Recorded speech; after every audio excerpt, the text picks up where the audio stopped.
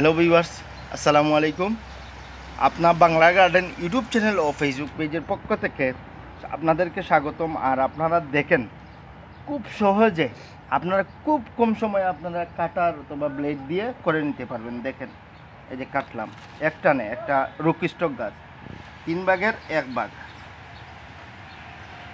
যতক্ষণ ফার্সি ঠিক ততক্ষণ সায়ন, ঠিক ততক্ষণ সায়ন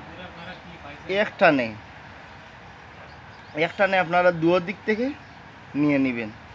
নেওয়ার পরে ঠিক যতক্ষণ ফাটছি ঠিক ততক্ষণ লাগিয়ে দিয়ে 01 পলিথিন দিয়ে আপনারা পেঁচিয়ে দিবেন পুরা, যাতে এইখানে বৃষ্টি এবং বাতাস যাতে প্রবাহিত না হতে পারে। এর কারণে এই ফিতাটা দিয়ে আপনারা ভালো করে বেঁধে দিবেন। বেঁধে দেওয়ার পরে আপনারা একটু চেক করিয়ে দেখবেন যে এই কলমটা টাইট হয়েছে কিনা না।